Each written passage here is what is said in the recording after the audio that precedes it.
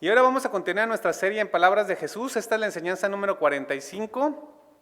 Estamos allá en el capítulo 14, pero lo invito a que antes de continuar con la enseñanza el día de hoy, sea tan amable, cierre sus ojos y me acompañe en una oración. Bendito Dios y Padre Celestial, Señor, muchas gracias te damos porque cada día muestras tus misericordias. Cada día, Señor, podemos ver la oportunidad que nos das de estar aquí en esta tierra, de tener una familia, de convivir, de pasar tiempo, Señor, con los seres que amamos, pero también, Señor, queremos pues no desperdiciar el tiempo y aprovecharlo, Señor, también para estar en comunión contigo. Dedicar un tiempo para estar delante de tu presencia, Señor, y te pedimos, Señor, que hables a nuestro corazón. Te pedimos que seas tú, Señor, el que nos está guiando en este estudio y te damos gracias. En el bendito nombre de tu Hijo, nuestro Señor y Salvador Jesucristo. Amén. Muy bien, mis hermanos, pues el día de hoy el título es Enaltecidos por Dios. Así que lo invito a que vaya al libro de Lucas, que es nuestro libro de estudio, al capítulo 14, pero antes de leer las palabras de Jesús, le voy a comentar lo siguiente. Mire, Jesús continuamente tenía encuentros con fariseos y escribas. Continuamente había roces, problemas, discusiones. Pero uno de los errores que cometemos, y aquí es donde usted tiene que enfocarse un poquito, uno de los errores que cometemos al pensar en los fariseos y en los escribas es considerar que siempre eran los mismos personajes. Es decir, parece que Jesús les está repitiendo las mismas enseñanzas. Pero quiero decirle que no es así. De ninguna manera. Mire, lo que sucede es que en cada poblado, en cada ciudad a la que Jesús llegaba, había este tipo de personas que pertenecían a estos grupos religiosos. Y aunque la gran mayoría de los fariseos y los escribas habían escuchado de Jesús, aunque la gran mayoría conocía sus palabras, conocía de su predicación y de sus hechos milagrosos, muchos no lo conocían de manera personal, es decir, jamás lo habían visto. Es como vulgarmente decimos, ¿no? Las noticias vuelan. Sí, entre la religión se pasaba la información, pero muchos no lo conocían, sabían quién era Jesús. Es por eso que si Jesús llegaba a un nuevo lugar, rápidamente lo identificaban y forzosamente algunas cosas que había sucedido en otro poblado, pues él las tenía que repetir o volver a enseñar, compartirles el evangelio. Era necesario que eso pasara, porque esa era parte de la misión de Jesús, darles una oportunidad a cada lugar donde él llegaba, compartir el evangelio. Él era la salvación. Obviamente en el proceso, pues estos hombres harían preguntas y al no ser respondidas como ellos esperaban, pues se molestarían, intentarían provocarlo y habría circunstancias y sabrían que en X lugar dijo esta cosa, ahora vamos a hacerle esta otra cosa, etcétera, etcétera, ¿no? Ya ve cómo es el corazón del hombre. Así que siempre sucedía lo mismo, a donde sea que fuera, porque eran las mismas situaciones, pero en diferentes poblados, pues se repetía. Para que lo entendamos más fácilmente, los fariseos de la historia de Lucas 14 no son los mismos fariseos y escribas que de Lucas 13, ni los de Lucas 12, y así sucesivamente. ¿Por qué? Porque Jesús no estaba estático, él siempre se estaba moviendo.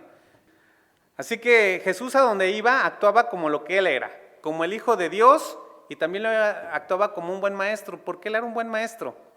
Y a donde iba siempre se daba tiempo para enseñar. Ahora, después de este antecedente, ahora sí vayamos a la Escritura, abra su Biblia en Lucas 14:1 y entremos al contexto. Mire, a lo mejor yo insisto mucho en esta parte, pero lo invito a que entremos a la escena, que se la imagine y trate de visualizarlo de una manera detallada, porque esto nos va a dar una mayor claridad al momento de llegar a las palabras de Jesús. Lucas 14:1. Aconteció un día de reposo, que habiendo entrado para comer en casa de un gobernante que era fariseo, estos le acechaban. Subraya la palabra le acechaban. Versículo 2. Y he aquí estaba delante de él un hombre hidrópico. Hasta ahí. ¿Qué es la hidropesia? La hidropesia, mis hermanos, es una retención exagerada de líquidos. Es una condición grave que genera una gran hinchazón, pero en todo el cuerpo. En sí no es una enfermedad, sino que es el resultado de otras enfermedades. Tal vez estaba enfermo de los riñones, del hígado, del corazón o cualquier otra anomalía. Pero el hecho es de que él estaba inflamado, así, muy llenito, para verlo así, ¿no? Pero miren, para los rabinos, para los fariseos y los escribas, el que una persona fuera incapaz de eliminar líquidos representaba el juicio o castigo por parte de Dios. Y eso está descrito en el libro de Levítico, no lo vamos a leer. Por lo tanto, desde el punto de vista de ellos, quien padeciera este mal era considerado inmoral o ritualmente impuro, y nadie debería de estar cerca de él. Así que analice, cuando Jesús llegó a este lugar, a este poblado, que no está especificado en la Escritura, solo sabemos que es camino a Jerusalén, rápidamente cuando ven a Jesús llegar a ese lugar, lo invitan a comer. Jesús fue a tomar una comida a la casa de un fariseo. Dice la palabra que era la casa de un gobernador. Probablemente era un líder de alto rango ahí en la sinagoga. Ahora, esta comida, que con seguridad habían preparado un día antes, porque recordemos que en el día de reposo no hacían ningún tipo de trabajo, y para ellos cocinar era un trabajo, incluso en la comida no se calentaban los alimentos, es decir, ahí se inventaron los sándwiches, la comida fría, ¿sí? Pero la pregunta obvia es, ¿por qué invitaron a Jesús? ¿No se ha hecho esa pregunta? ¿Por qué lo invitaron? Ahora, otra pregunta, ¿por qué Jesús aceptó? ¿Qué acaso no había pasado ya bastantes malas experiencias con los fariseos y con los escribas, con este tipo de personalidades? Ya había habido muchas fricciones. Y estas son preguntas lógicas, ¿no? Ahora, normalmente en estas reuniones a comer, no eran cualquier reunión, normalmente las hacía la élite religiosa.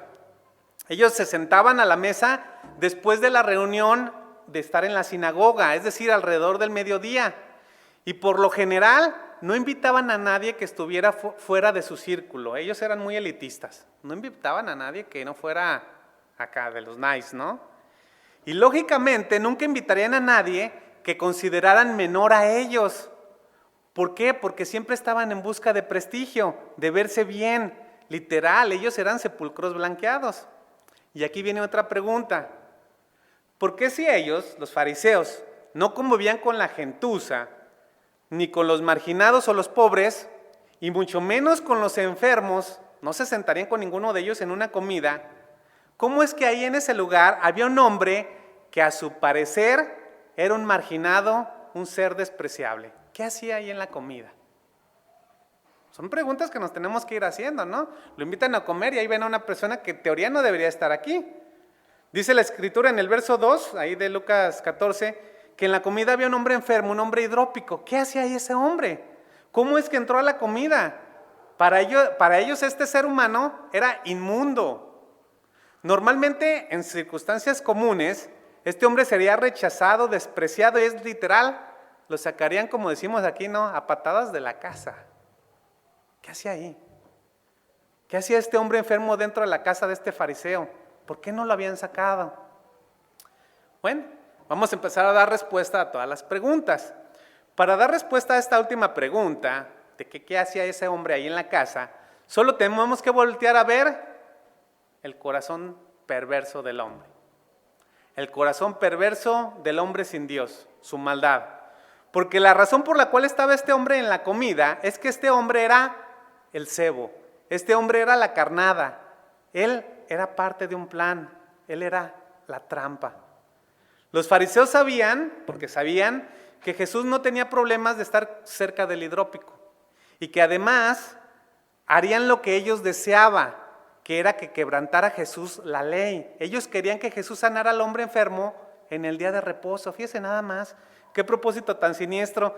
Para eso invitaron a comer a Jesús, a quien además ellos odiaban, para ponerle una trampa. En sus perversas mentes, en sus mentecillas, tenían la esperanza de atraparlo quebrantando alguna de las leyes rabínicas. Vean nada más la maldad incrustada en el corazón de estos hombres. Solamente lo invitaron para ponerle un 4. Para eso lo invitaron.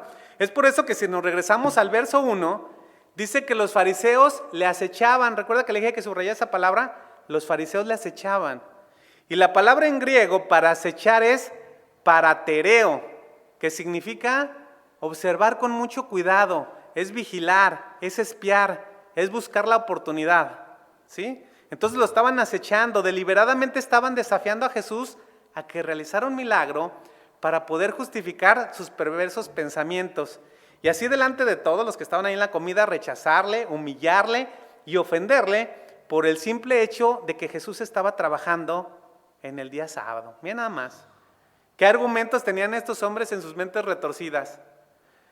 Por lo tanto, según ellos, si Jesús quebrantaba sus mandamientos, sus ideas, si trabajaba en sábado, si sanaba al enfermo, pues definitivamente para ellos confirmaba que Jesús no venía de parte de Dios, sino que al violar sus lineamientos, según ellos, sanaba por Belcebú o por algún otro demonio. No sé si recuerdan esa parte, ¿no? Cuando le dijeron, tú sanas por Belcebú. Bueno, ¿se dan cuenta de la mente oscura y perversa que puede llegar a tener el hombre sin Dios? Si con el Señor tenemos cada pensamiento, ahora sin el Señor. Vea la ceguera espiritual de estos hombres que eran unos hipócritas en toda la extensión de la palabra. Ahora sí, vayamos a las palabras de Jesús y en sus respuestas, en lo que diga nuestro Señor Jesucristo, vamos a encontrar la razón por la cual Él aceptó la invitación de ir a comer. Lucas 14:3. Y entonces Jesús habló a los intérpretes de la ley y a los fariseos diciendo, fíjese la pregunta, ¿es lícito sanar en el día de reposo? ¿Es lícito sanar en el día de reposo? Qué manera de cambiar la perspectiva con una sola pregunta. Mire, cuando Jesús fue invitado a comer, en su conocimiento previo de las cosas, Él ya sabía de antemano lo que iba a suceder. A Jesús no lo tomaron por sorpresa.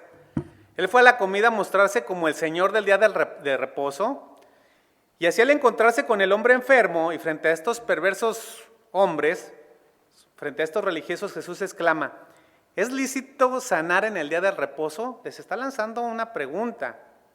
Jesús ya tenía conocimiento y además autoridad. Él sabía que ninguna regulación del Antiguo Testamento prohibía atender o sanar a una persona en el día de reposo. Eso no estaba prohibido. Eran las regulaciones humanas, los inventos rabínicos, los que prohibían hacer cualquier tipo de trabajo. Así que Jesús les dice, a ver, ustedes díganme, ¿es lícito hacer el bien? ¿Es lícito sanar en el día de reposo? ¿Qué contestan? Con esta pregunta Jesús los puso contra la pared. ¿Por qué? Porque si los fariseos respondían que sí, que era lícito, entonces ellos mismos autorizarían oficialmente que Jesús sanara a este hombre. Y su respuesta implicaría que ellos estaban al 100% de acuerdo con los actos de Jesús. Por lo tanto, ya no podrían argumentar nada en su contra. Pero si respondían que no era lícito, entonces corrían el riesgo de que Jesús no hiciera el milagro, que no sanara al hombre, y entonces si no lo sanaba, ellos no tendrían de qué acusarle. Así que, confundidos por la pregunta, se quedaron calladitos, ¿no? Pues a ver qué hace. ¿Se imagina? Jesús dijo, ¿no es lícito qué? ¿No lo sano ahorita? A la salida lo sano, no, mañana. Pero no. En el verso 4 de Lucas 14 dice, mas ellos callaron.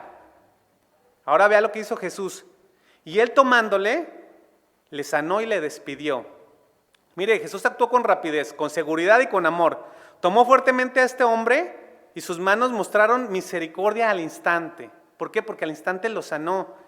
No sé cómo pudo haber sido esa escena, imagínense, sus líquidos desaparecieron, o sea, adelgazó, ¿no? ¿Quién quiere adelgazar así? Ahora, yo imagino que la enfermedad que causaba esta hinchazón también desapareció. Y a la vista de todos este hombre, regresó a su tamaño original, a su forma normal, recobró su físico. La hinchazón provocada por el exceso de líquidos desapareció. Así que este hombre quedó restaurado en su salud. Y Jesús, por medio de ese acto, le hizo saber que él no era ningún inmundo, ni un marginado social, y después de esto lo bendijo y lo despidió. Fíjense nada más el amor de nuestro Señor. Ahora, esto era parte por lo cual nuestro Señor Jesús había aceptado la invitación. Él sabía que esto sucedería. A eso fue, a dar testimonio del amor y la misericordia de Dios a esos hombres, en contraparte de la maldad que ellos exhibían. Ahora, muy probablemente en este punto los fariseos sentían que su plan estaba dando resultado, pues a su parecer Jesús claramente había violado sus preceptos. Pero antes de que ellos pudieran decir algo más, Jesús los para en seco, así como que, a ver, antes, versículo 5 de Lucas 14, aquí están las palabras de nuestro Señor. Y dirigiéndose a ellos dijo, ¿quién de vosotros, todos los presentes, quién de vosotros, si su asno o su buey cae en algún pozo, ¿no lo sacará inmediatamente, aunque sea el día de reposo? ¿A qué equivalía un asno o un buey en ese tiempo? Mire, era algo costoso. Era como tener un auto. ¿Qué haría usted si el auto se le cae ahí en un río ahorita que está lloviendo, ¿no? Trata de salvarlo, ¿no? A lo mejor no puede, pero lo intenta. Pues estos hombres harían lo mismo. ellos si vieran que uno de sus animales caía en un pozo, tratarían inmediatamente de sacarlo, evitar de que se ahogara y trabajarían aún en sábado. ¿Por qué? Por el valor del animal. Nada más por eso, porque les costaba. Por lo tanto, Jesús les reclama: ustedes son unos hipócritas, ustedes se pondrían a trabajar arduamente para rescatar a ese animal, ahí sí, a su conveniencia, ahí sí, rompen sus reglas, pero no es así. Pero yo también lo puedo hacer porque era necesario sanar a este hombre que estaba ahogándose en sus propios líquidos. Y saben, delante de Dios, este hombre es mucho más valioso que uno de sus animales. Así de sencillo. Así que los fariseos mudos, según Lucas 14:6, ahí dice, y no le podían replicar estas cosas. ¿Qué le podían decir al Señor? ¿Con qué argumentos le salían? Ya no podían hacer nada. Entonces el plan perverso de estos hombres había fallado. No podían hacer nada en contra de los actos y las palabras de Jesús. Nuevamente nuestro Señor los había confrontado con su pecado y con la dureza de su corazón, con su maldad y con su hipocresía. Jesús no titubea, Él va a la raíz del problema. Los exhibe como lo que son: hombres endurecidos, legalistas, faltos de misericordia, amadores de sí mismo, etcétera, etcétera. Ahora estos hombres avergonzados no podían articular palabras, continuaban callados. Así que Jesús aprovecha el silencio y narra una parábola, una ilustración para dejar en claro cuál es el punto, en dónde ellos deberían de centrar su atención. Vayamos a la escena, veamos la primera parte. Lucas 14:7. Observe la escena. Observando cómo escogían los primeros asientos a la mesa. Mire, desde que Jesús entró a la casa del gobernador, estuvo observando, así como ellos lo observaban, Él estuvo observando la actitud de estos hombres. Y vio cómo entre ellos, entre estos hombres venerables, y lo pongo entre comillas, entre estos hombres de la élite religiosa, se peleaban el derecho de estar lo más cerca posible del anfitrión. Fíjense lo que estaban peleando. Esta era una pugna, una lucha, una búsqueda de alcanzar un estatus. Y esta era una actitud común en estos hombres, en ellos. Era parte de su forma de vida, les encantaba ser vistos por los demás, el ocupar los primeros asientos en las fiestas y en la sinagoga, el ser vistos en las calles, el exhibirse, el autopromoverse, el presumir. Mira, estuve en la casa de fulanito que es el rabino tal y comí con él y estaba sentado a su lado, etcétera, etcétera. Ese era su carácter. Así que Jesús, al ver esto, hace una parábola y les dice, ahí está el verso 8 de Lucas 14. Cuando fueres convidado por alguno a bodas, no te sientes en el primer lugar, no sea que otro más distinguido que tú esté convidado por él. Y viniendo el que te convidó a ti y a él te diga, da lugar a este, y entonces comiences con vergüenza a ocupar el último lugar. Mas cuando fueres convidado, ve y siéntate en el último lugar, para que cuando venga el que te convidó te diga, amigo, sube más arriba. Entonces tendrás gloria delante de los que se sientan contigo a la mesa. Porque cualquiera que se enaltece será humillado, y el que se humilla será enaltecido. Ok. Mire, el evento más importante de la época de Jesús era una boda. Por eso el Señor utiliza esta parábola. Y en estas palabras, parece que Jesús está dando un discurso o una clase, un curso, el 1, 2, 3 de la etiqueta. Así parece, que Jesús les está explicando la forma en cómo es que alguien se debe de comportar en una reunión.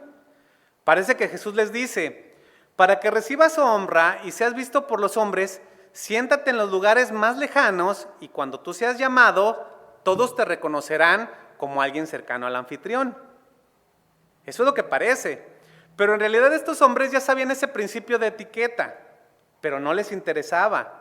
Este principio de etiqueta lo encontramos en el libro de Proverbios, yo se lo leo. En el capítulo 25, versos 6 y 7 dice, no te alabes delante del rey, ni estés en el lugar de los grandes, es decir, no te pongas ahí cerca, porque es mejor que se te diga, sube acá, y no que seas humillado delante del príncipe.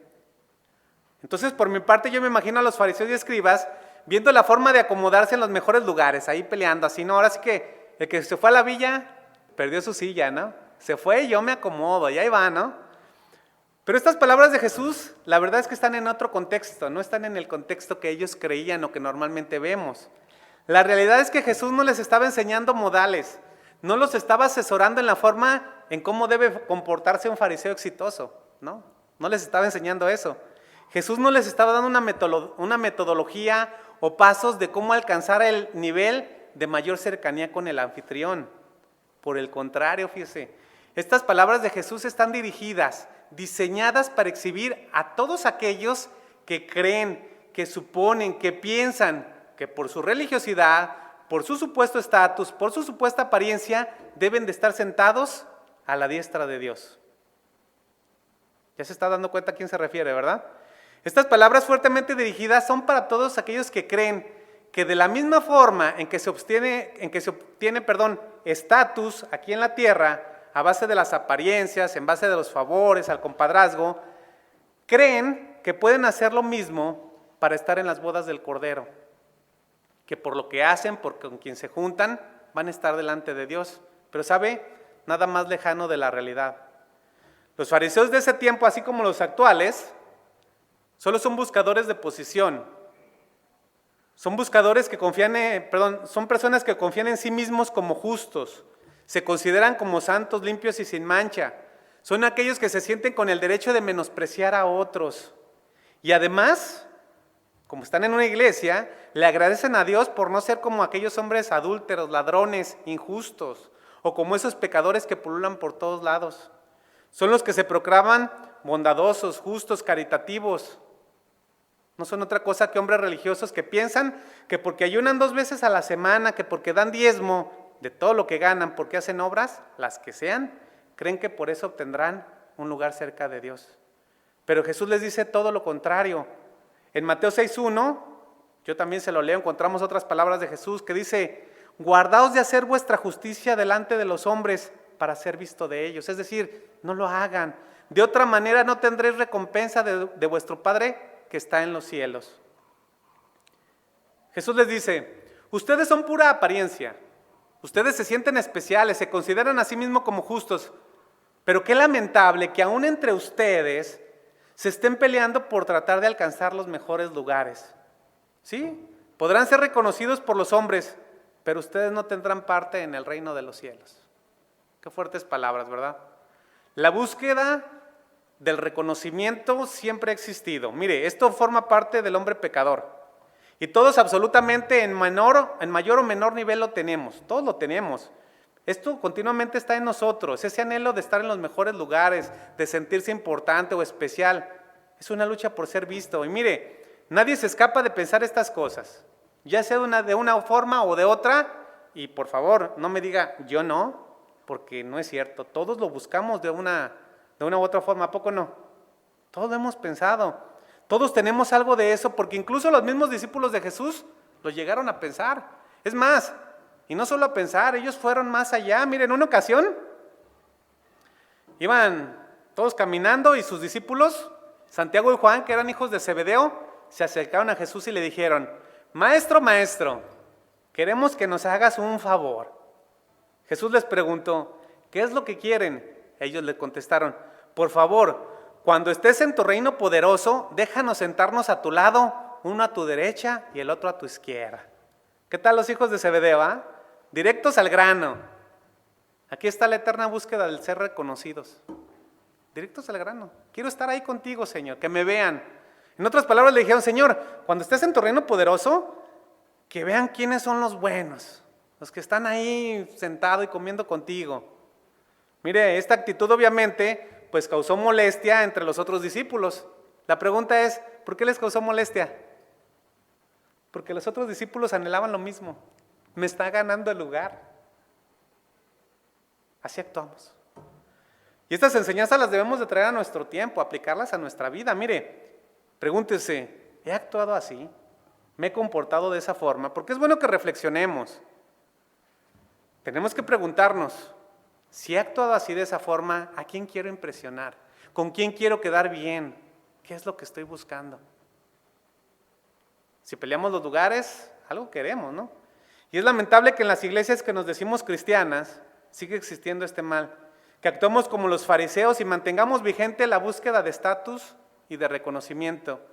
Mire, es triste ver que muchos llegan a las iglesias luego tratando de darse a notar, tratando de buscar prestigio.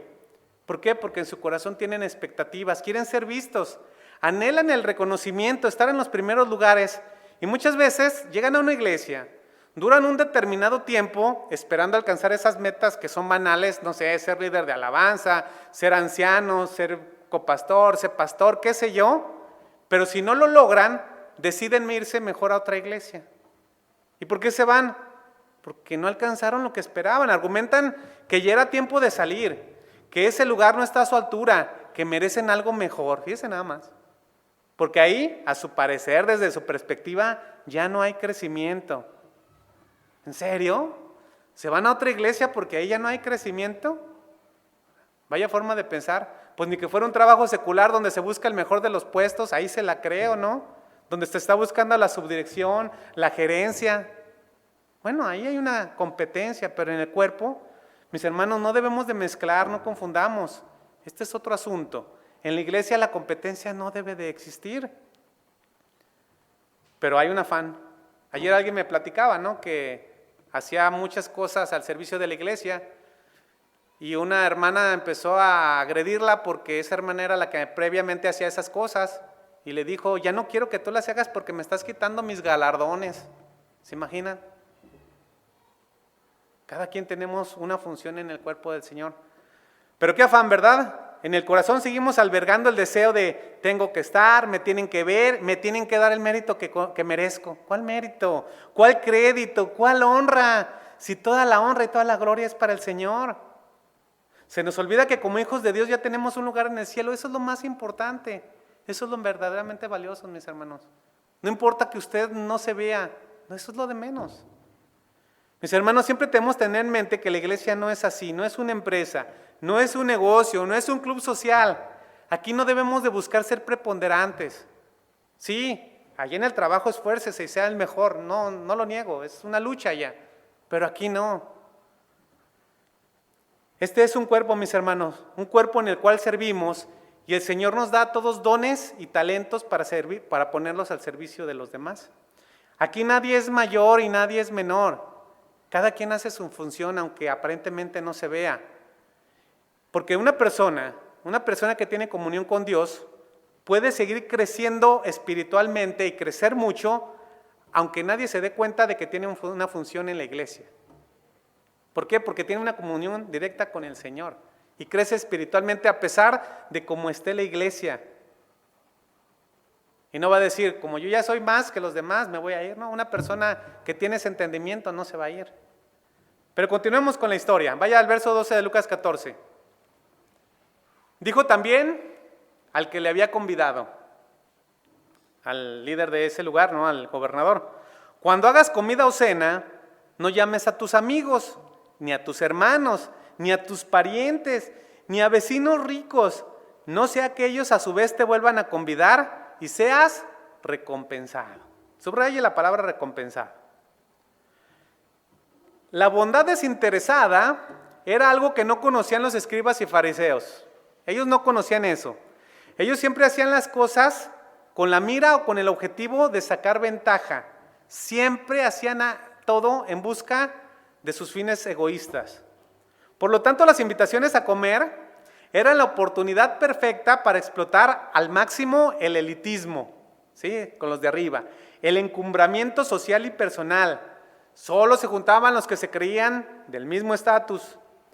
Pero estas invitaciones, mis hermanos, era una especie de moneda de intercambio, era como una criptomoneda, ahora que están de moda, ¿sí? Sabían que al invitar a alguien a comer un día, ese favor le sería recompensado, es decir, al tiempo se lo iban a cobrar. Estatus solamente. Qué pensamientos tan bajos, ¿verdad? Te invito a comer, pero la próxima te la cobro. Mire, hace algunos años recibí la invitación a comer a X lugar. Y al despedirme, el anfitrión me dijo así literalmente: pon fecha, porque para la próxima te toca en tu casa. Mire, yo al principio me quedé así medio frío, me saqué de onda y pensé que estaba bromeando. Pero después estaba así como que insistiendo y vi que era en serio. ¿Y sabe? Decidí no pagar esa visita. Por el simple hecho de que yo sentí que cuando me invitaron, la invitación no fue sincera. Y no la hice, no la pagué. Ahí quedó para el olvido. Así que debemos de aprender de lo que nos enseña la palabra de Dios. No debemos de manejarnos de esa forma, Porque si lo hacemos así, guardando en el corazón el deseo de que ahora te toca a ti, ahora le toca a él y te lo voy a cobrar, mire, la hospitalidad, la bondad, el sano deseo de comunión se va a desvirtuar. Se va a desvirtuar. Y a lo mejor hasta dice, yo puse ribeye y ahora acá me dio un filete. ¿Qué es eso? Ahora, ponga mucha atención con lo que estoy diciendo y no lo malinterprete. El Señor no está diciendo que no se reúnan o no nos reunamos a comer, que no nos juntemos para disfrutar de la comunión de los santos. No estoy diciendo eso. Pero la invitación es a que analicemos con qué intención hacemos las cosas. Por lo tanto, si usted, mi hermano o mi hermana, invita a alguien a comer, hágalo. Disfrute estar a ese tiempo con el hermano, con la hermana, con quien sea, pero que la invitación sea sincera, sin esperar nada a cambio. Esa es la idea, eso es lo que está diciendo el Señor. Por eso les dice, ustedes inviten a alguien, pero que no les pueda regresar el favor. Las siguientes palabras que vienen de nuestro Señor Jesucristo están destinadas y dirigidas al anfitrión, a aquel que le había hecho la invitación a Jesús. Mire, versículo 13 de Lucas 14. Mas cuando hagas banquete, llama a los pobres, a los mancos, los cojos y los ciegos. ¿Cómo pudo haber recibido este fariseo las palabras de Jesús? Mire, un fariseo era tan ventajoso que ni en sus más terribles pesadillas se atrevería a invitar a alguno de estos personajes. Imagínense en su casa pobres, ciegos, mancos.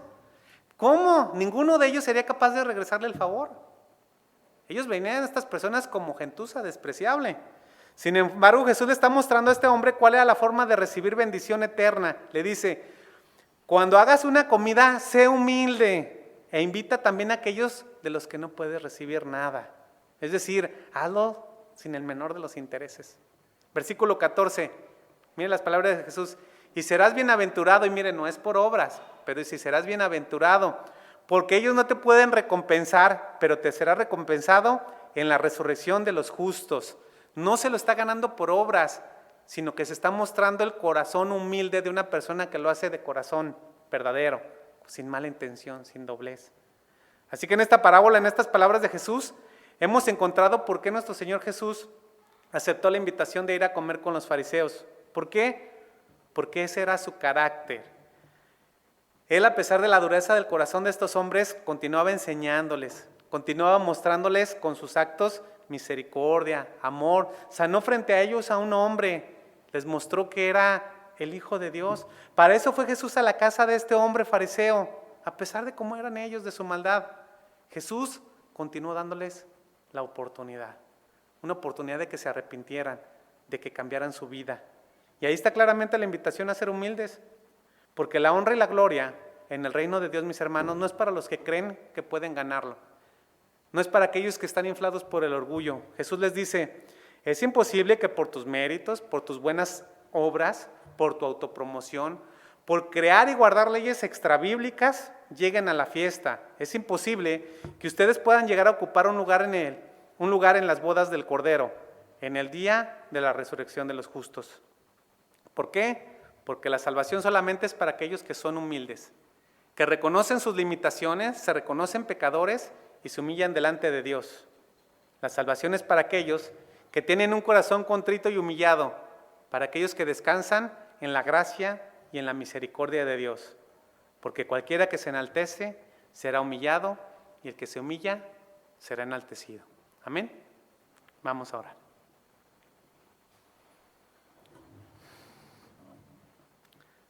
Bendito Dios y Padre Celestial, Señor.